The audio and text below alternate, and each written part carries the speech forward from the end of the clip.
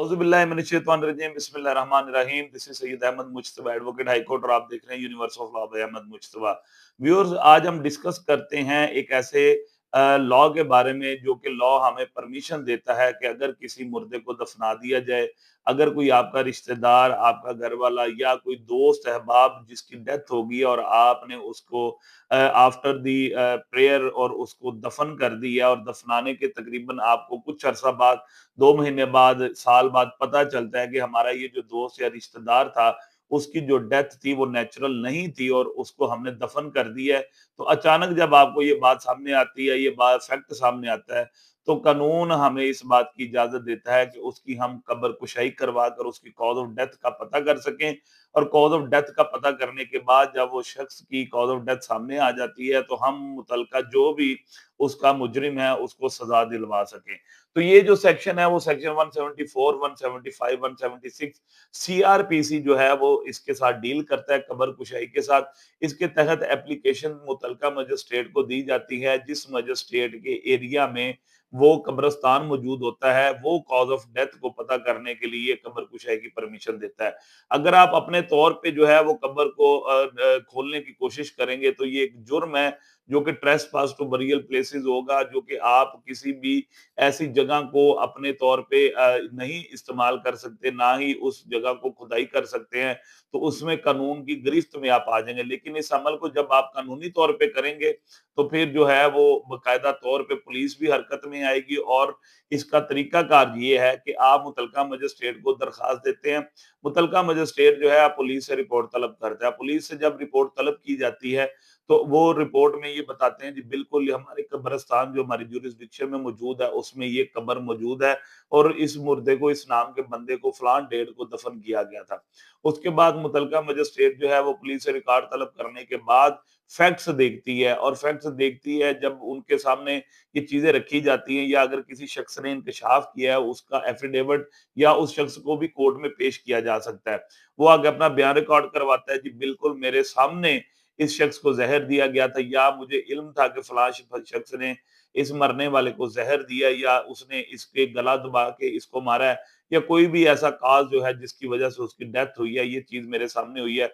लिहाज़ा court क्या करती है, कोर्ट ऑर्डर दे देती है कि फलाँ डेट को, फलाँ टाइम में इस शख्स की कब्र कुशाई की जाएगी। कानून ये कहता है कि जब कब्र कुशाई हो, तो वही मजिस्ट्रेट जो इसकी परमिशन देता है, वो भी मौके पे मौजूद होगा। उसके अलावा वो म्युनिसिपल कमेटी का अमला मौके पे मौजूद होता है। उसके अलावा जो है वो मुतल्लका जो टीएचक्यू हॉस्पिटल है या डीएचक्यू जो सरकारी हॉस्पिटल है, उसका पूरे का पूरा अमला मौके पे मौजूद होता है। वो जो मुतल्लका म्युनिसिपल कमेटी का अमला है, वो कब्र के इर्द-गिर्द जो है वो उसके ऊपर साहिबान लगा देते हैं और उसके बाद जो है वो जो नहलाने वाला जो हमारे आम घरों में इस्तेमाल होता है जो कि जिससे मरने वाले को फौत-शुदगान को गुस्ल दिया जाता है, वो वाला फट्टा लाया जाता है, वो साथ रखा जाता है। फिर जो है मुतल्लका मजिस्ट्रेट जो है वो मौके पे पहुँचता है, पुलिस की नफरी मौजूद होती है, मुतल्लका एसएचओ मौके पे मौजूद होता है। म्युनिसिपल का जो अमला है वो उसकी खुदाई करता है, खुदाई करने के बाद जो जिस टाइम पे बॉडी बाहर निकाली जाने वाली होती है, खुदाई करने के बाद जो उसके ऊपर स्लैब्स होती हैं, उसकी पैमाइश की जाती है। स्लैब्स की पैमाइश के बाद जो है वो बाकायदा तौर पे जो है वो टाइम लिखा जाता है कि इतने बजे जो हमने स्लैब्स जो हैं वो हटाई हैं। फिर उसके बाद वो टाइम नोट किया जाता है जिस टाइम पे डेड बॉडी को बाहर निकाला जाता है। ये सारे का सारा अमल जो है वो म्युनिसिपल कमेटी वाले करते हैं और साथ में जो हमारे हॉस्पिटल का अमला होता है। फिर उस मुर्दे को उठा के जो है वो उस पट्टे पे रखा जाता है, पट्टे पे रखने के बाद उसका कफन हटाया जाता है, फिर उसके सैंपल्स कलेक्ट किए जाते हैं। उसमें जो सैंपल्स होते हैं वो दाँत के सैंपल होते हैं, सर के बाल होते हैं, फिर बॉडी पार्ट्स को काट के उसके जो है वो साथ में सैंपल जो है वो एक जार में महफूज़ कर लिए जाते हैं। ख़ुसूसी तौर पे अगर पता इस बात का शुबा हो कि अगर उसको ज़हर दे के मारा गया है और यही इल्ज़ाम हो कि इस मुर्दे को ज़हर दे के मारा गया है, तो फिर उसके स्टमक में से सैंपल कलेक्ट किए जाते हैं। ये सारे अमल करने के बाद जितने बजे बॉडी निकाली गई थी, उसका टाइम नोट किया जाता है। फिर मजिस्ट्रेट की मौजूदगी में ही बॉडी को दोबारा उसी तरह लपेट के वापस रख दिया जाता है और वो वैसे ही टाइम नोट करके स्लैब्स के जो है वो ऊपर दे के फिर दोबारा उसके ऊपर मिट्टी डाल दी जाती है।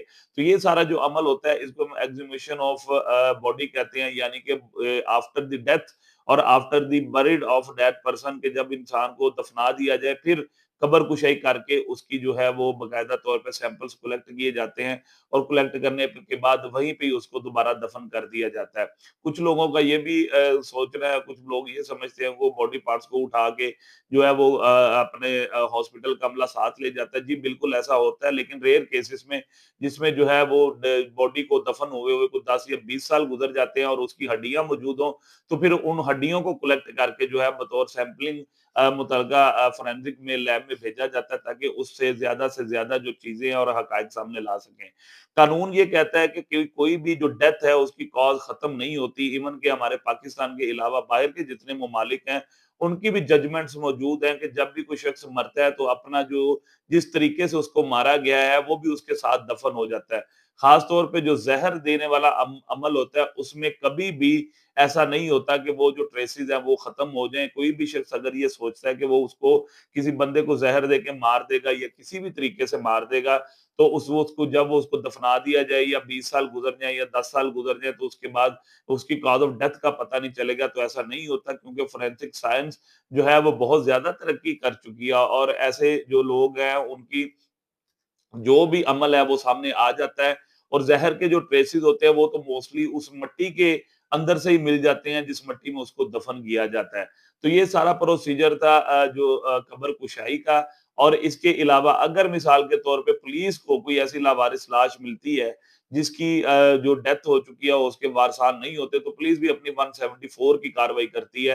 174 की कार्रवाई में वो मजिस्ट्रेट से परमिशन लेने के बाद 174 की कार्रवाई अमल में लाते हुए जो है वो शोर-ओ-गौगा का इश्तिहार जो है वो देते हैं मुतलका थाने में और जो वायरल सर्कुलेट करते हैं कि जी ये हमारी डेड बॉडी मिली है, इसके वारिसान कौन है।